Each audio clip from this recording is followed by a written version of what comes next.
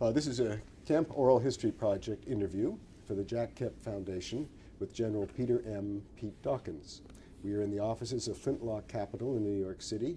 Today is Wednesday, August 10th, 2011, and I'm Brian Williams. We've been starting these interviews by asking people what just first comes to mind when you think of Jack Kemp. Enthusiasm, passion,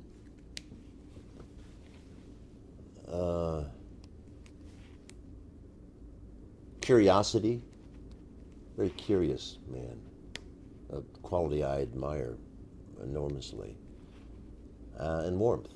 I think adjectives that come off my mind. What are the parameters of the curiosity, would you say? Jack never saw a debate he didn't like. Didn't matter what the issue was, or the topic was, or the subject was, he would engage you on it. Sometimes confirming that you're the brightest person on earth because you believe the same thing he believed, or that you're nuts because you missed the whole point. But he loved to wrestle with ideas, and it was both, you know, serious and thoughtful on the one hand, and there was entertainment at the same time. It seemed to me he got it was a hobby to debate and argue, and not argue in an angry way, but to kick ideas back and forth and see where they led. I enjoyed that about it. Did the entertainment veer towards humor, or not necessarily? I mean, it was a healthy marbling of jocular humor and whatnot. Jack was a happy man. Was a happy guy.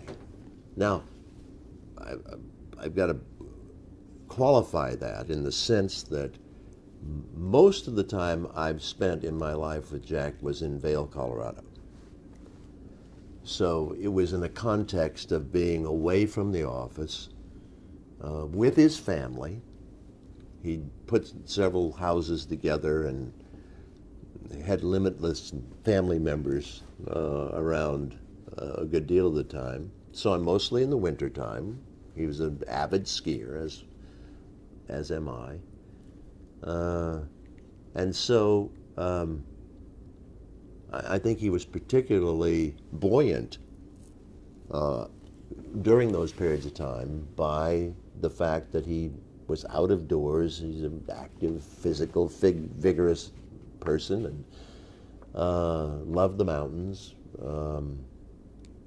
was relaxed most of the time, and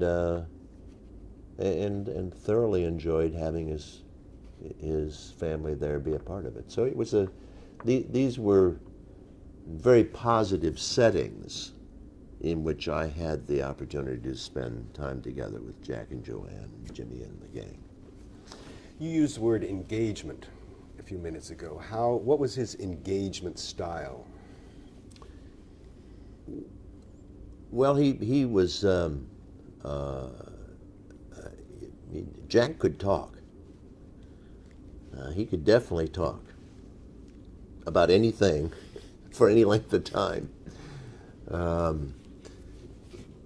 And I would say, you know, on the balance side of engagement he was doctrinaire in some things, supply side issues and whatnot. There was truth and wisdom and correctness, and he knew what it was, and he was going to share it with you. So on certain topics, it was you almost had the feeling sometimes that he was using you as a sounding board to reassure himself that the things he believed in were right. But other times, particularly if you got off the set piece topics on which he had very fixed views, then was where he would really engage and think about it and think aloud. And there are many people who are like this, I've found. I don't know you. They think by discussion. I'm not as much that way. I tend to muse about things where I think I'm more inclined to fashion my views. Jack, I've had the sense, fashioned his views by hearing what he said, as well as what other people said and whatnot. But it was a kind of public or open interlocutory process by which he fashioned or refined or developed ideas. Was he as good a listener as a talker? No. No, I don't think so. I think he loved to talk. But I don't mean that negatively. He could he could meet anybody, make anyone feel comfortable. It was engaging, endearing in that sense. Had a quality that this may be contradictory to other parts of his personality. I guess we don't. Consistency is the hobgoblin of a small mind. But he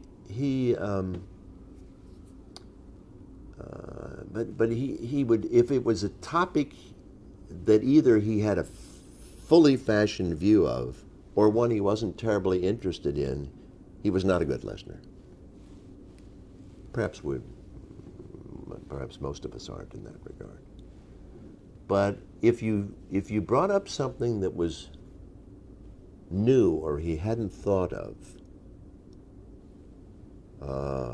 and he became intrigued by it,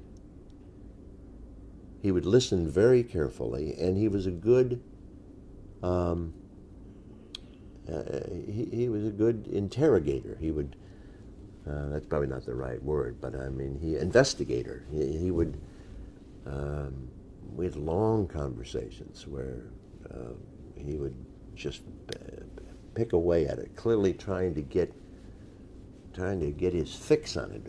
Was this right or was it wrong, or did it make sense, or was it kind of a new way of thinking about it, or whatever. So I'm giving a internally contradictory set of characterizations, but I think from my perspective all of them are accurate. I mean, he was a combination of some contradictions and differences. Do any topics pop out in your memory bank of ones that discussions that you had with him on one of these new topics? That's a fair question. Let me think about that as we continue to talk. I may be able to come up with a good example. I don't have one that pops out right at this instant. A couple of other questions. And a moment ago you said that he was a happy man, except when he wasn't. And explain that clarification. Well, he was passionate. And so if the world wasn't behaving the way he thought it ought to be, he was unhappy about that. He wanted things to be as they were supposed to be. But it was more passion than it was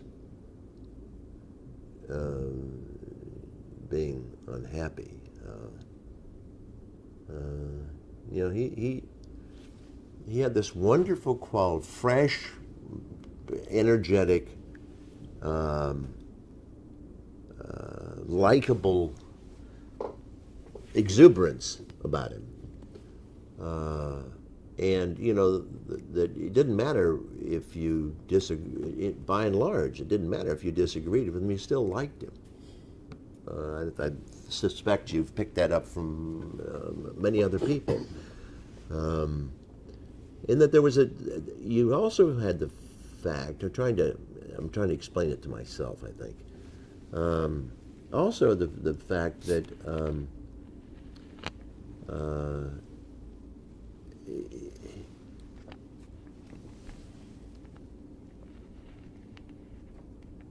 that he had a real interest in other people. You know how sometimes you meet someone and you're having a conversation, but they really aren't interested in you. There may be key words that come out in the conversation, they react to those. But I've known a number of people in my life who have this quality, and I admire it greatly, where he really was interested. If he liked you, if he cared about you, he was really interested. And I said he wasn't a good listener, and many times he wasn't, but he could be a very good listener, and a very good friend. That is probably a testimony to what you had to offer him too. Well, I mean, we were very good friends, and enjoyed one another, and genuinely enjoyed one another's company. I have a slightly off-the-wall question here, just a minor point, but in a one-on-one conversation without anyone else around and whatnot, what was his speaking volume like? Could he go quiet? Yeah. Yeah. But he loved to be in a group, in which case he was not quiet. The other thing I should mention is many of the conversations we had was with the television on, the football game going on. So, yeah, I'd mentioned earlier that we didn't talk a lot about football in the sense of reminiscing what were our experiences in playing ball and whatnot. But it seemed like half of the time I spent with Jack was Jack and me in the television set. With the sound on? With the sound down. Usually low. I mean, but if there was it was a kind of a funny experience in the sense that he was very focused and whatnot, and could carry on a very cogent and interested conversation with half of his, or some piece of his consciousness watching the ball game. And then when some of the interception or a fumble or somebody ran for a touchdown, you know, he'd leap up and slap the table or whatever. And so he's animated. He's a very animated person. Not droll, but that was part of the fun of being around him. When did you first become aware of Jack Kemp?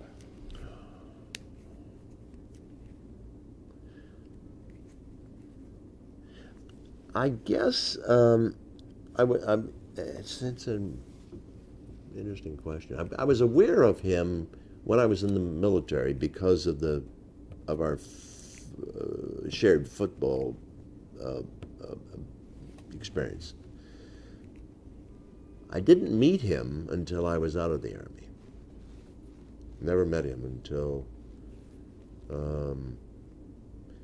sometime in the middle 80s. Because we've been going to, Judy and I have been going to Vail for 39 years, so we've been going there for a long time.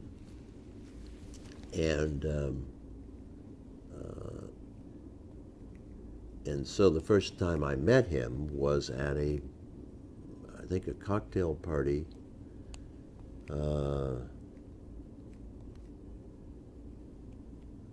in Vail, given by Rod Slifer and Beth. I don't know if those names mean anything to you. Rod was, at the time wasn't, but became the mayor of Vail for several terms. And we immediately hit it off. I mean, partly because, you know, he knew my background and I knew his, and so it wasn't, we were total strangers in that sense. But, you know, he sort of engulfed you in his arm around your shoulder, and, you know, what did you think about such and such? And we were off and running. So it took about 4 nanoseconds for us to become acquainted. And at that first meeting, do you imagine you were seeing him as more a football player or a member of the House of Representatives? I think, I don't know if you can separate them. Both. Both.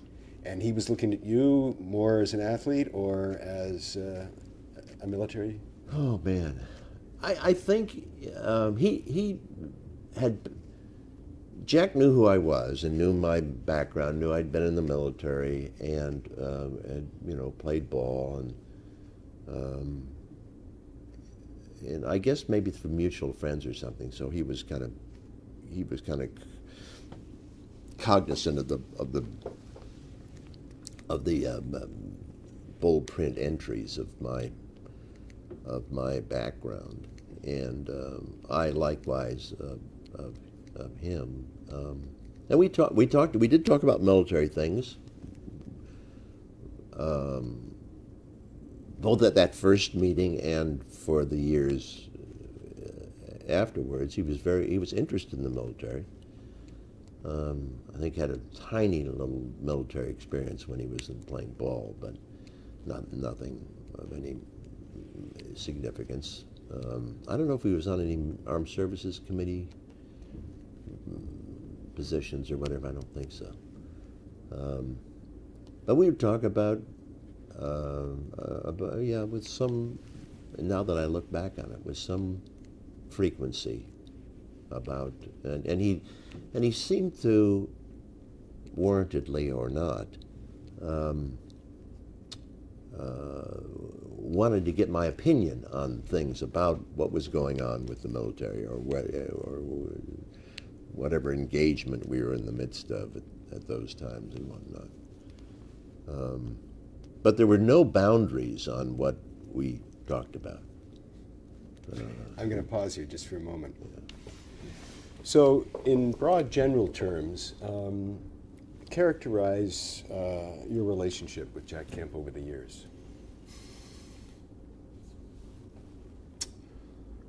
Instant connection when we met.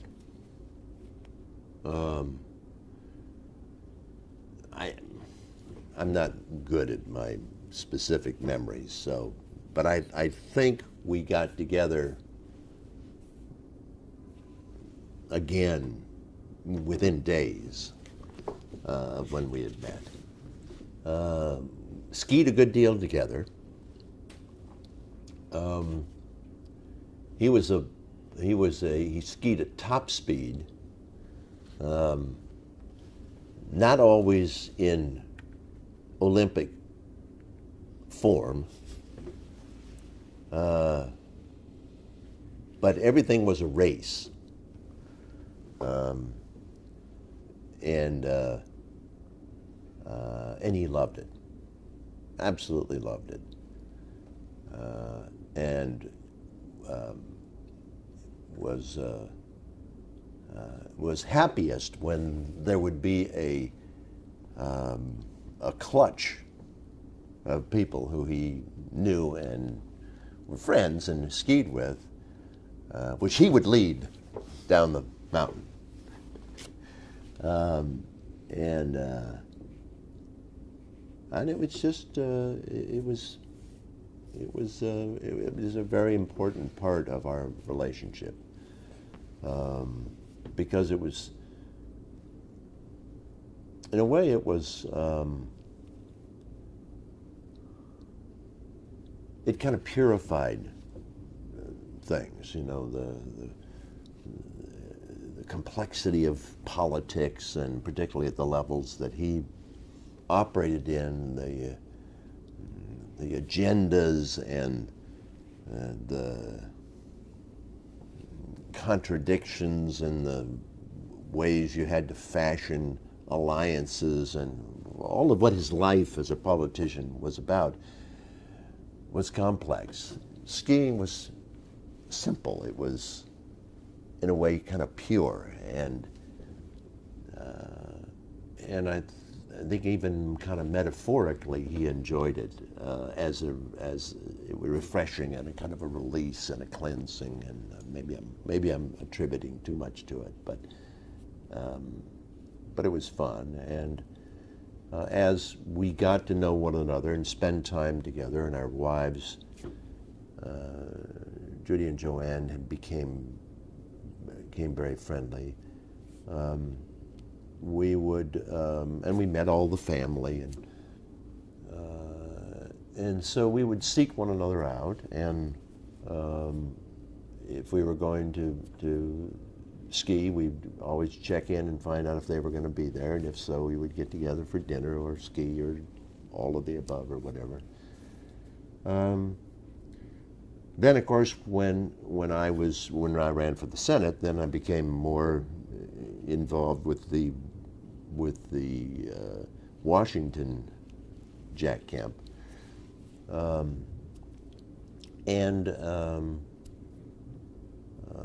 so I saw him in Washington, and we would do things there and whatnot. So there were a variety of venues and contexts in which we were together, but the one that leaves the lasting memory and the most significant the most significance were the ones that came out of our time together in Colorado. Would you lose track with each other during the year then? I think I seldom saw Jack and Joanne during the summers because I can't remember whether they came out. Well, a little bit of history. I don't think it's material to anything, but the conventional wisdom is people come to Vail for the skiing and they stay for the summers. They come for the winter and stay for the summers, and we were certainly that case. We were very enthusiastic skiers. Our kids ski, now our grandchildren ski. We've had a place in Vail for years. And only 10 years ago did we discover golf and began going out in the summers. And even then that was complicated because we had a home on the water in New Jersey, and July, August, September are the prime times to be there, and July, August, and September are the prime times to be in Vail. So we never quite worked it out correctly. But we now have begun to, we still ski, 30 or 40 days a year. But we also play, we're a member of two golf clubs in the Vail Valley, and we ski out there. So, but I don't remember seeing Jack in the summertime. It would have been an unusual circumstance to have been together with him in the summer. So looking back over the many years of sharing time with the Kemp family in Vail, and you've shared one vivid memory of Jack leading the pack down the slope. What other memories stand out, or occasions? The funny thing is they kind of all fuse together. Maybe this is my age. But, at the time they're distinct and vivid, and then they just kind of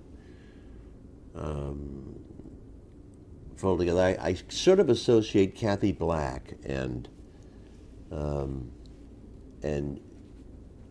Jack and Joanne because we would always see them over the Christmas holidays, and we would all be out there, and we became mutual friends. And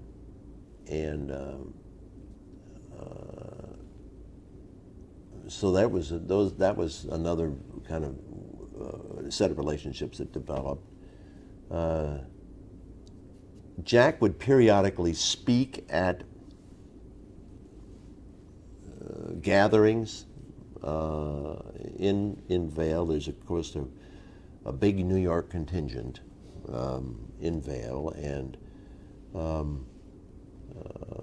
so there were people of stature in the financial, and Mayor Bloomberg used to go to Vail all the time before he became mayor, and I don't think he does now.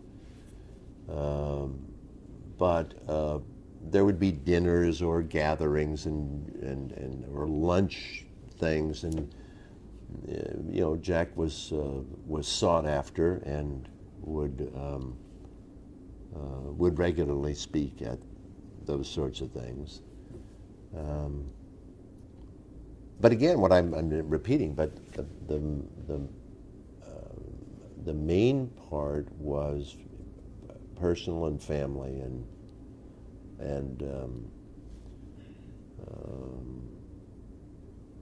vacation. Did you share Christmases or New Year's together, the two families, or not? No. No. Well, yeah, now that I think of it, we had Christmas dinner with them. Again, my memory's so terrible. 4 or 5 times, actually, in the last 10 years of his life. They would have these gigantic family dinners,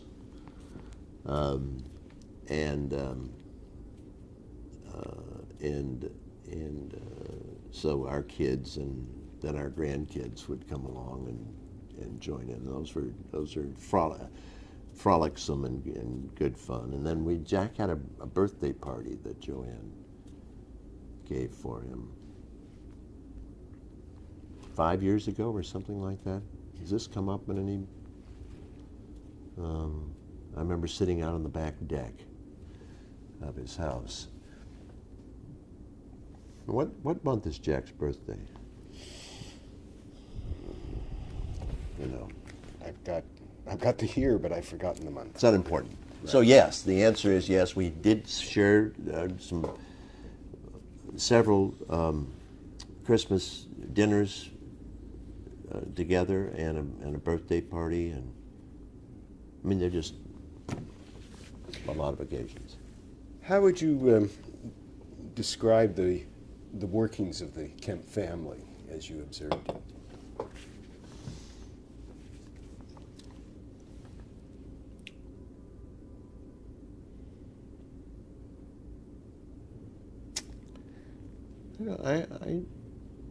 I don't know that I have any very distinctive features about it. One thing that was funny was that when Jack and Joanne bought the house next door, because they had so many family, and put them together, you had to walk through the garage. It was not architecturally elegant combination of these two properties. And it always seemed a little curious to me that you had this constant traffic through the garage where the cars were parked, going from the one to the other. I mentioned that it's not directly in response to your question, except that everybody seemed very comfortable. I mean, I don't remember fights, or I'm sure all families have squabbles and things, but my memory of them is that there was great fondness among all the kids and their children, you know, if you ask me for a portrait of a family collection, it was with everybody smiling. And not because Jack told him to. And not because Jack told him to. Right. Although he was capable of that. No, it was. What about their religious life in They were very. Faith was very strong. It was an important part of their lives. Not something they wore on their sleeve, by the way, but more an inner source of inner comfort and strength. It was you admired that, I think. At least I did. And I should talk for a minute about Joanne, because they were a team. Jack was not a simple person to live with.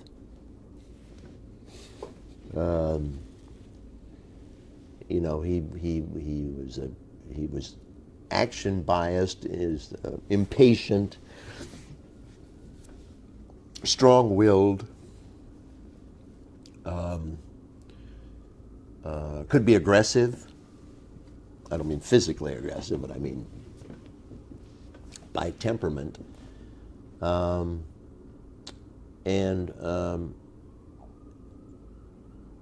Joanne helped bring a humanity to them as a couple. She very smart, very self-confident,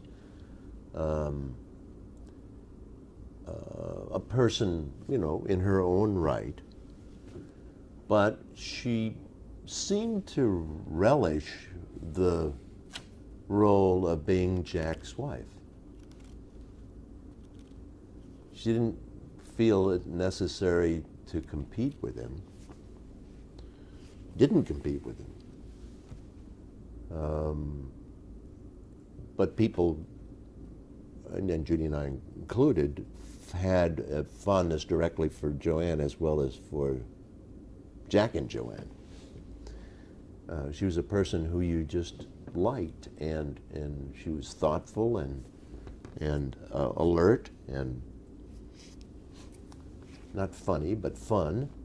And there was and she took it as her role to support Jack. And if you were in a room with 30 or 40 people, and Jack was working the room, Joanne wasn't working the room, but she was aware of where he was. And she would periodically wander over and extract him from a conversation that seemed to be going on too long, or bring him a plate from the buffet because he hadn't had time to go get dinner or whatever. It was really a very delightful way, it seems to me, that they, and I'm being too intellectual about this, but they clearly loved one another, liked one another, had been together enough that they knew how to make it all work. It worked comfortably, and you had the sense that Joanne Kemp really admired her husband, loved him and liked him and all of that, but she also admired him in a very attractive way, very genuine, natural way. What would you... Does that make any sense? How would you characterize his feelings towards her? He wasn't demonstrative, but you just knew that there was an unbreakable bond there. Did she ever put herself in the position of protecting other people from his aggressiveness, from his loudness, whatever? I'm trying to think. My answer to that is I'm sure she did. I can't give you a illustrative example of it, but you just knew that had you been there, there would have been times when she did. But she was a leavening. I mean, Jack could get very, almost bombastic, and Joanne was sort of there.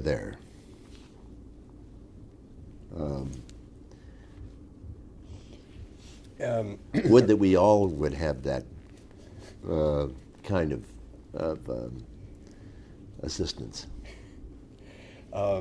Recalling times that you were around a dinner table with them, would she speak up? And Oh yeah.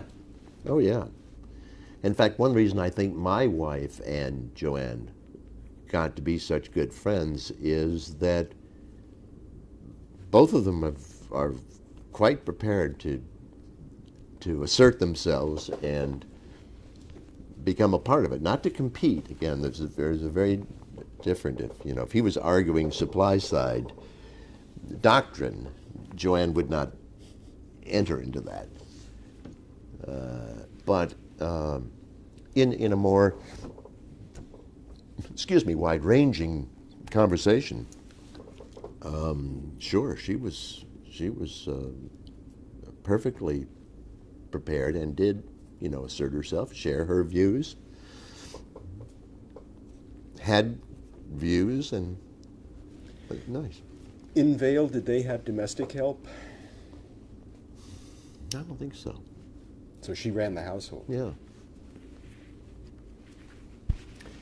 I'm speculating now. Having attended an exhibit at the Smithsonian a few years back on the polio experiences, particularly in the 50s with the iron lungs and so on and so forth, and knowing that you contracted polio at an early age, but then how did you recover to be such an athlete?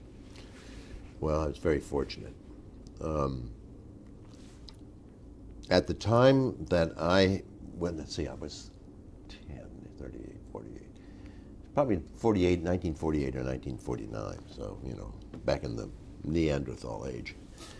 And I had scoliosis of the spine, quite severe, S-shaped deformity of the spine. And the conventional treatment was to put you in a body cast. And there was a young woman doctor,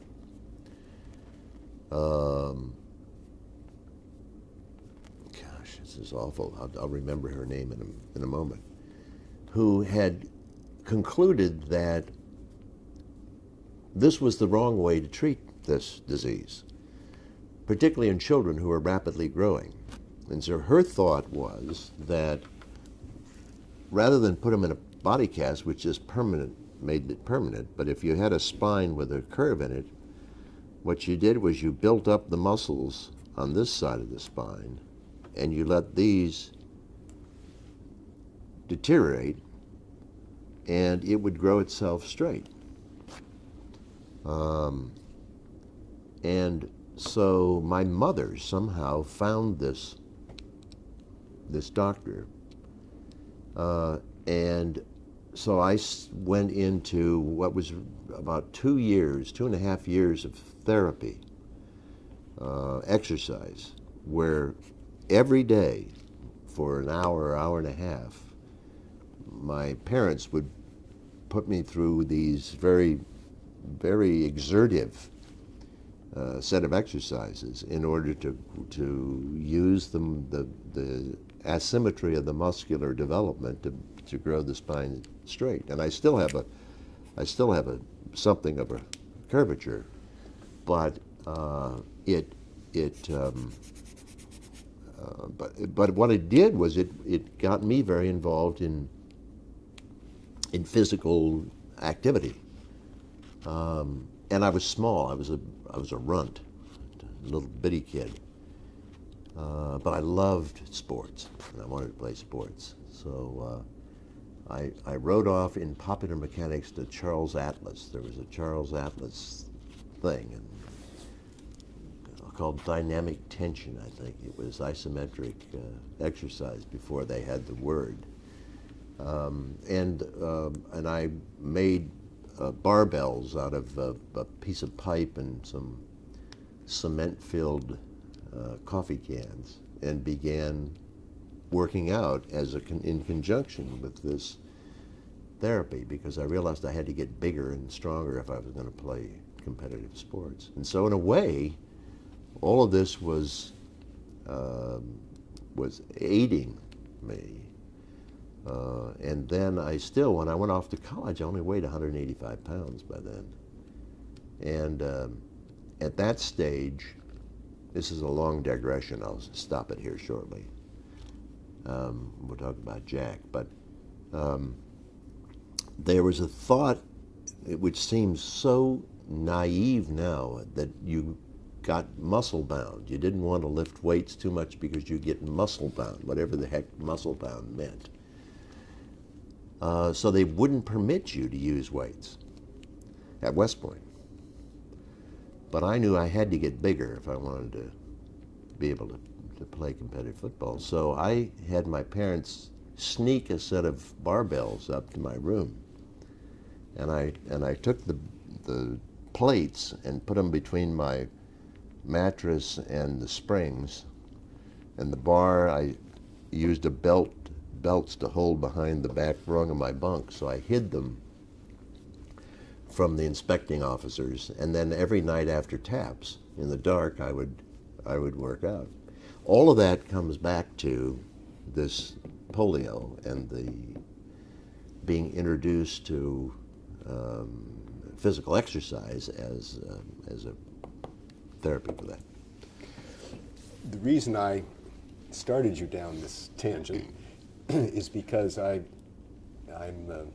curious whether that experience, and I think as you've described it, this is probably true, became a kind of driving force in your life, and your distinguished career at West Point was sort of born at that stage. Is that correct? Yeah, I think that's right. I think that's right. What about Jack Kemp? Have you ever speculated where the driving force came for him? Because like you, he distinguished himself in so many areas. I don't know. I mean, I'm not sure I'm adding much to the portrait that we've already gotten, but you know, he's a man of deep conviction, you know, instinctive competitor. You know, Jack Kemp wanted to win. The only question was, what was it that he was going to win? But it was, he was going to win at it. And I have no idea why. And I was a fierce competitor from as early as I can remember. I just loved to compete and I loved to win. And it's a good question. I've never, in the readings that I've done, I've never heard anybody give a very satisfying explanation of why some people are made that way and others aren't. But Jack was. Maybe that was part of what brought us together, was this kind of a sense of sharing this outlook, this attribute. So when Jack left the Buffalo Bills and ran for Congress and won and went to the House. That probably wasn't on your radar at all. So it wasn't until you met him really in Vail that you began to see. And did you track then his political life at all? Or I don't know if track sounds like a too formal thing. Yeah, when somebody becomes a friend and they're in politics, you pay attention. Yeah. Did you occasionally write him on issues that were? No, never did. Never did. Did you get any letters or correspondence from him at all? Do you recall? Got lots of them when he had left the house in his organizations that he was involved. More sometimes than I was particularly interested in getting, but I say that, tongue in cheek. But yeah, but no, we never had, didn't have a correspondence where we debated issues and what. Did he do that with other people? Not many, no. But he was a prodigious writer. He would, the Christmas cards people all talk about and so forth. And the files at the Library of Congress are full of notes that he's written people over the years. One thing I would mention to you, just because it may be relevant. Judy and I spent the 4th of July with Alan M. Simpson, and out in Cody, Wyoming. I, in fact, was the Grand Marshal of the Cody Stampede. A life-altering experience. But when Alan and Ann had a luncheon, and afterwards we went to his study. Judy and I went to his study, and he was showing us stuff and pictures and whatnot, and he pulled out these volumes by year. He has them for seemingly innumerable years, and they're letters that he's gotten. Of course, with emails now you don't have that, but pull out 1992, and here are all these marvelous letters from the King of Saudi Arabia, or whatever it was. And he had, or his staff had they were in chronological order, and he had. Then he was going to give those to the Library of Congress or something. I don't know if because Jack was a writer. I don't know if anybody has compilations of the correspondence that he got back. Most of it's in the library, I think. It would be interesting. He had abysmal handwriting, I can assure you of that. So, how did yours and his views on economics, did they parallel one another, or? Well, I'm a fiscal conservative, as was he.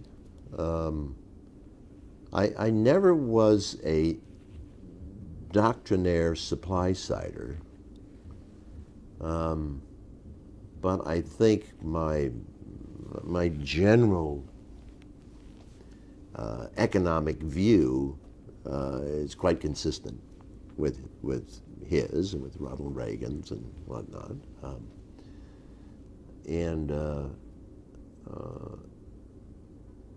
So we were very harmonious in our general outlook of controlling and limiting taxation, and but I never got into what I think of as doctrinaire supply side, as formal supply side doctrine. It just wasn't anything that I was smitten by. So would you sometimes try to talk him out of the doctrinaireness of it all? No.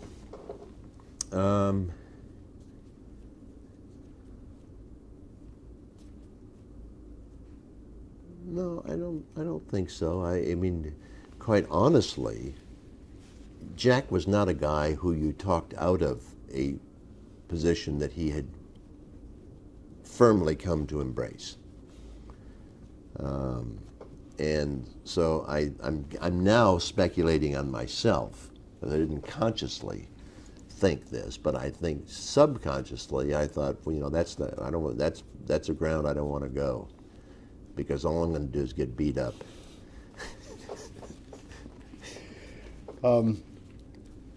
But I admired him for that, by the way.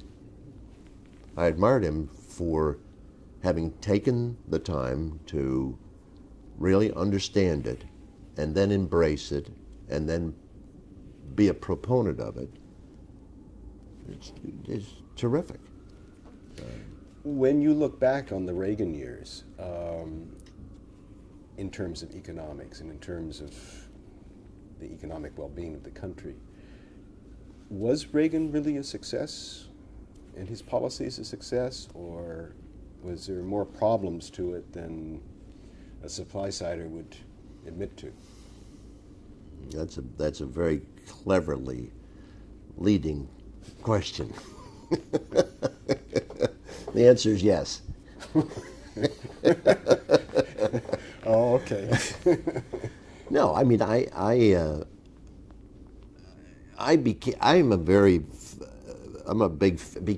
fan of Ronald Reagan. Didn't start out necessarily as such, but the reason that I had such fondness and respect and regard for him really pertains to what it seems to be a problem with our president today, and that is, and I mean, this is well known, this is a blinding flash of the obvious, but Ronald Reagan believed in things, really believed in them, and he had this knack. I don't know why he wasn't a more successful actor, because which he wasn't particularly. But people trusted him, and they believed that when he said something that he meant it, and that it made sense. And you know, the Soviet Union, he took on the Soviet Union in a way that none of the intellectuals would ever have accepted or supported or tolerated or advocated. He took them on, and lo and behold, they were an empty shirt. Nobody knew it. So my admiration for Ronald Reagan is very high, but not because of the cleverness of his economic doctrine. Although I think it was the right thing for the right time, but rather because of the fact that he was able to lead this country through a very precarious period and did it very effectively. You have to remember, he wasn't all that popular at the end of his first term. Hadn't been all that successful at the end of his first term. It was only in the second term that it all came together. And he's got his detractors too. Well, talk a little bit about Jack Kemp on military matters. He certainly was a hawk.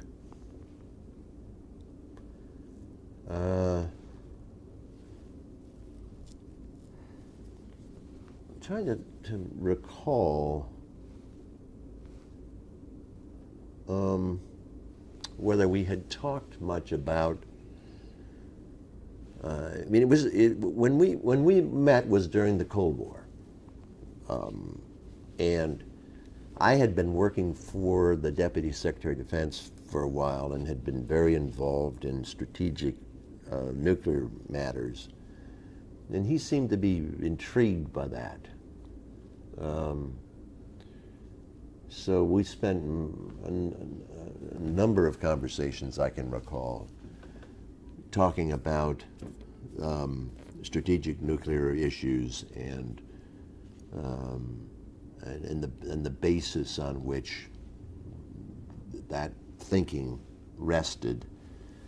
And he was very, you wanted an example of something where he would get interested in something, here would be an example. He knew nothing about, or as far as I could tell at the outset, nothing about nuclear deterrence theory or any of the technical features of strategic nuclear matters. And I had been involved in the Defense Secretariat when we did a strategic retargeting of the Soviet targets. And the Soviets hated uncertainty. One of the things they couldn't tolerate was uncertainty. And they went absolutely crazy when we had, are we okay, go recording? ahead. Mm-hmm. Just to finish that, I was just trying to think of one, but earlier on in the conversation you had asked, because I was talking about he would get very interested engaged in something, particularly where it was something he didn't have a deep background in, and this was I was just giving the example that because of the fact that I had been quite involved in that,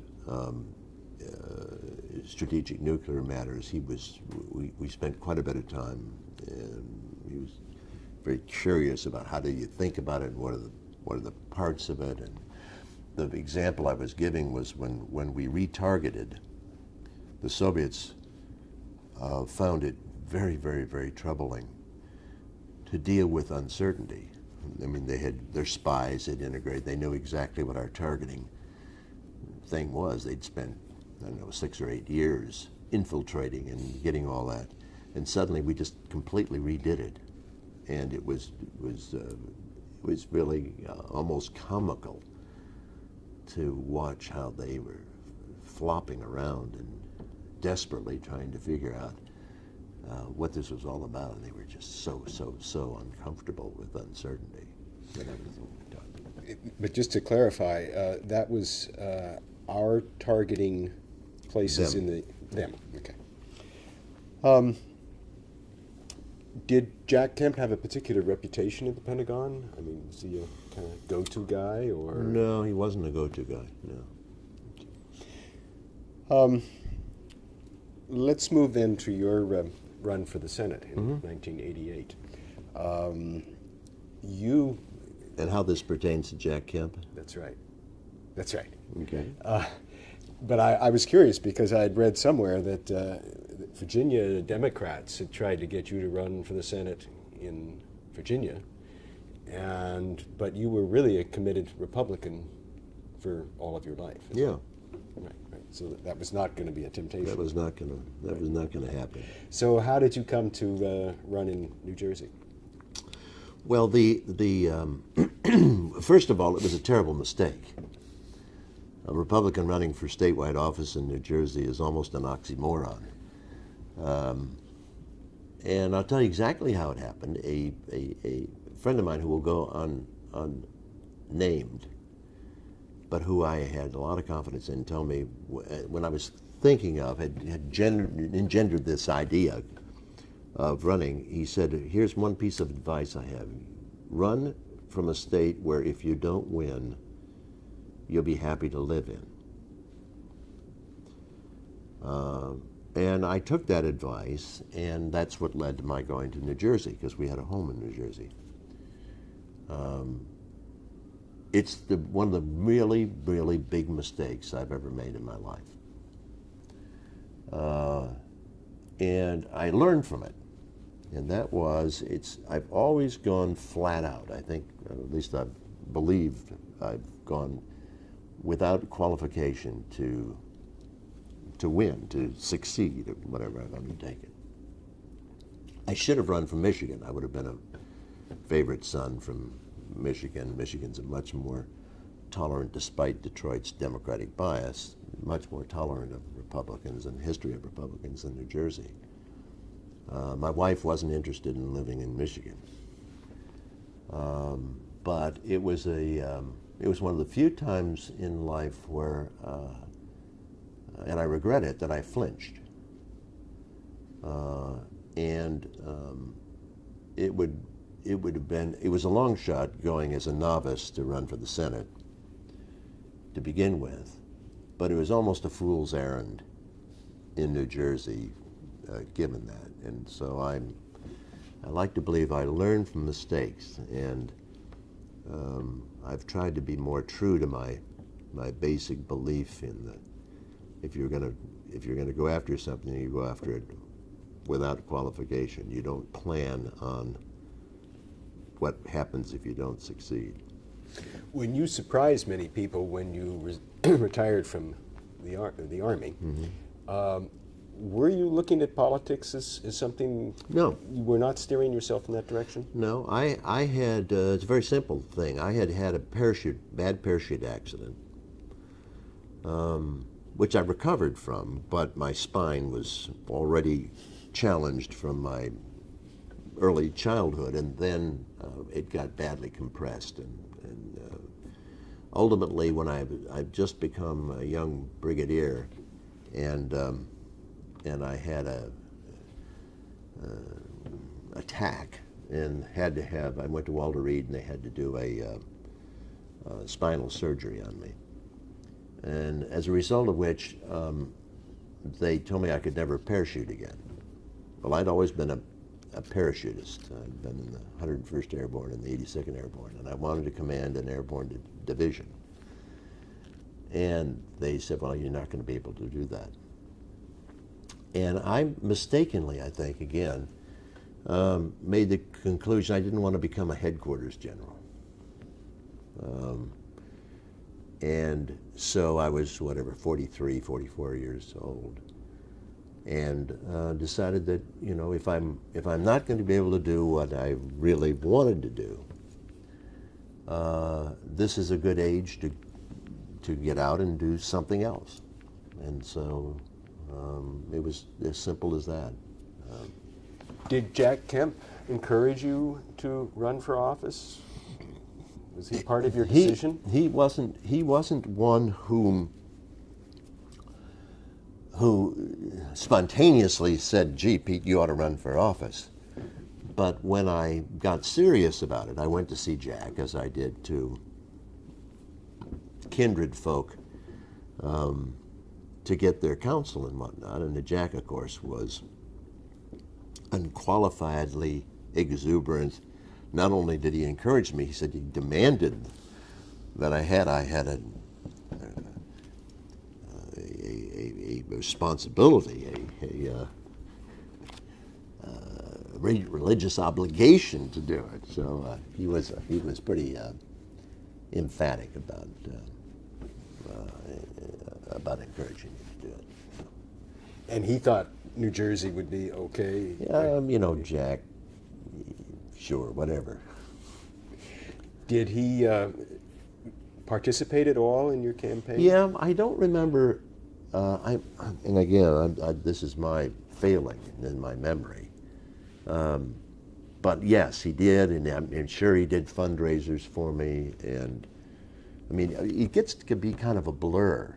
All of this was compressed. I hadn't done any of the proper preparation before it. It just suddenly leapt in. Let's do it.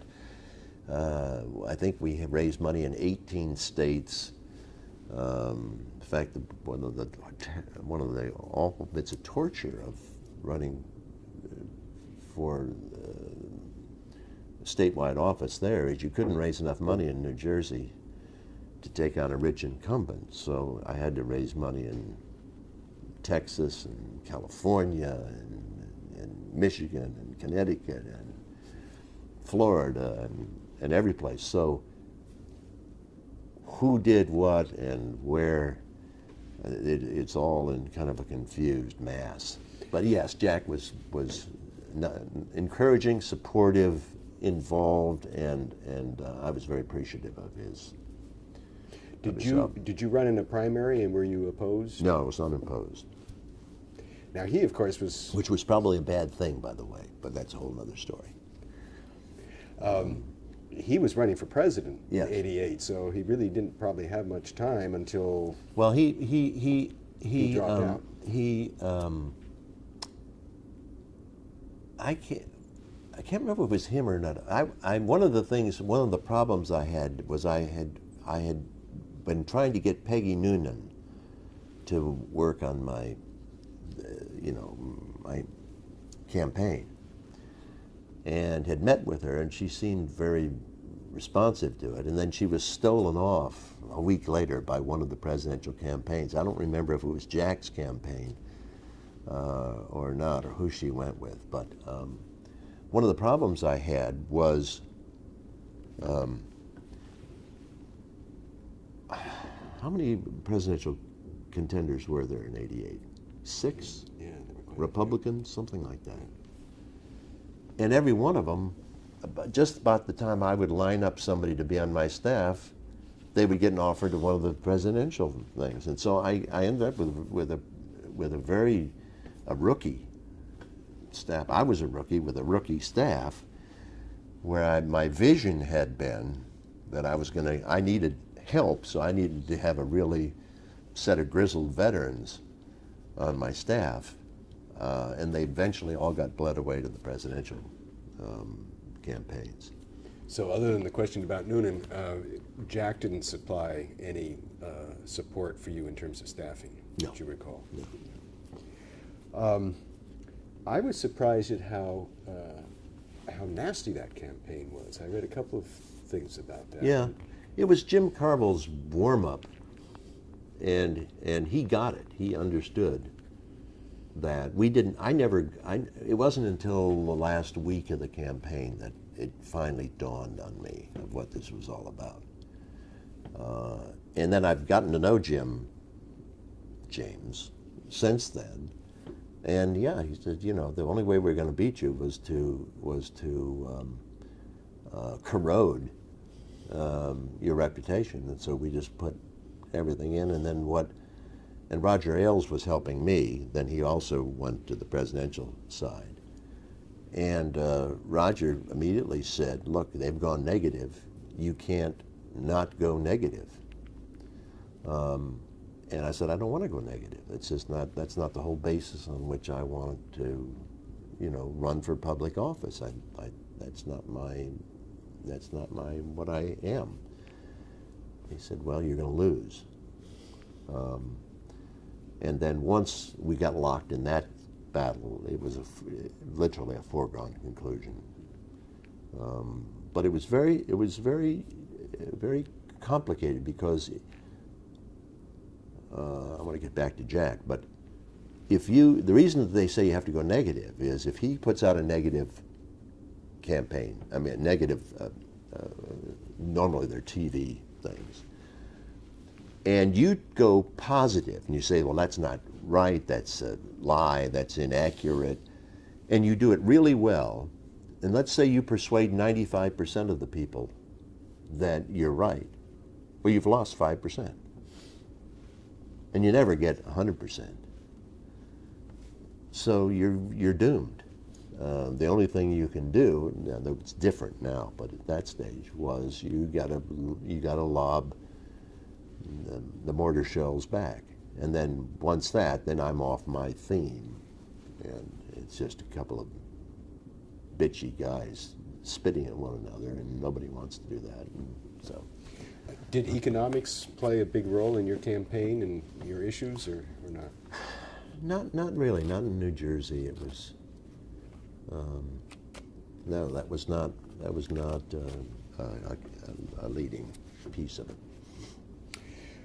In the interest of time, we'll move right along here. I noticed that in '89, you were a defeated candidate for the Senate, and Jack Kemp was a defeated candidate for the presidency, mm-hmm. and Pete Rozelle resigned from the NFL. Did either of you at all lured? Cause Pete to resign? No. Wanted to succeed him. No, I knew Pete very well. By the way, he's a good friend.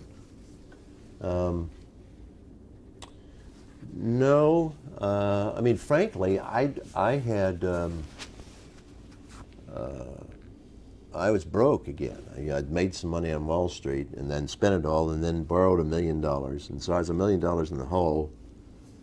And so I had to go back to work. And no, I was at one point asked to head the U.S. Olympic Committee, which I was very interested in, but they wouldn't. But it's a mess, and they wouldn't give me the authority to do the things that I said I had to have, so I didn't do that. But I don't know whether Jack was contacted in regard to the NFL position. I don't know. I don't believe he was, but some people have thought that he may have aspired to the position. And I'd read somewhere that you had too. No, never aspired to it. I mean, if somebody had come breathlessly to my door and wanting me to be the commissioner, I probably would have thrown my hat in the ring for sure. In later years then, from '89 forward, I guess we pretty well covered your contacts with Jack. Did you, you mentioned the letters you received, were those mainly funding letters? And periodically he would send one out on some kind of a broadside on some policy issue. More likely than not a supply side a proclamation. But you didn't sign on to Empower America, or did you do much of anything with his projects? No, I really didn't. He wasn't after me, and I was living a very intense life at that stage, and I had 110% of my energies absorbed.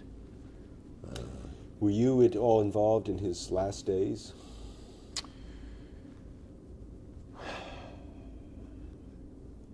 Not a whole lot. He was very private about it, as you may know. We kept in very close touch with Joanne, and I think we're alert to what was going on. He'd had a very tough time, as you know. A couple times we had asked whether we thought we'd like to come by and see him, and we were encouraged not to. This was in Vail This was in Washington. Because he was not diagnosed until December of '08. So had he been at Vail that winter, do you imagine, or not? No, he wouldn't have been that year, no. Okay. So your last contact with him was? 07. In 07. And what was the nature? That was at Vail? Vail, yeah. Okay. A few summation questions here now. In your view, do athletes make good politicians?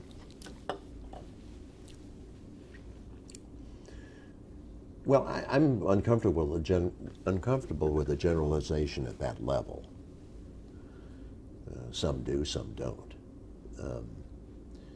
But I do think that what makes some people excel in athletics are a set of skills that are transferable.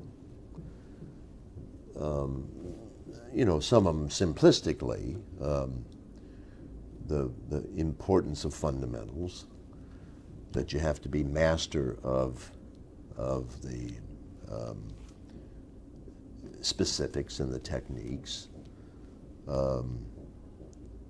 Preparation is key. Hard work, competitiveness, teamwork, something that seems to be markedly absent in our legislative bodies right now.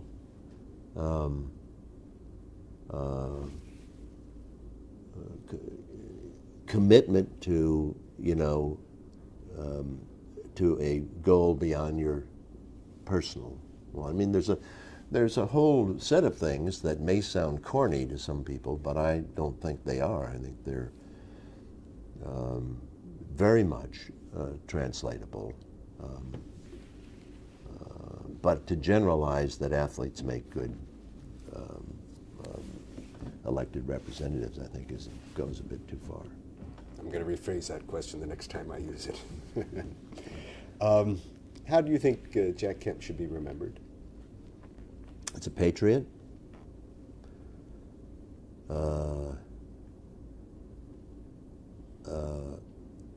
most of all,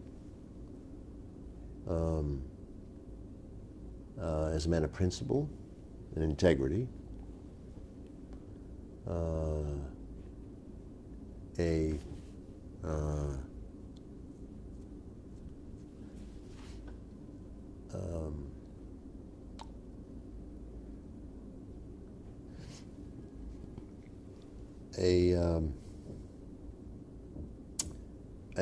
a family man, a person to whom his family meant a great deal,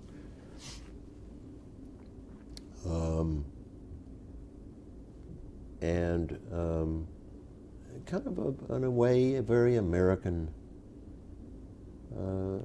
his is a very American story.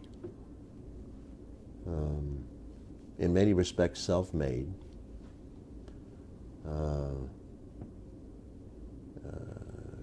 beloved by the vast majority of people who knew him, and someone who left a legacy to be very proud of. Are we leaving anything unsaid today? I'm sure we are, but I don't know what it is. You didn't come with any particular point you wanted to make No. that we haven't covered.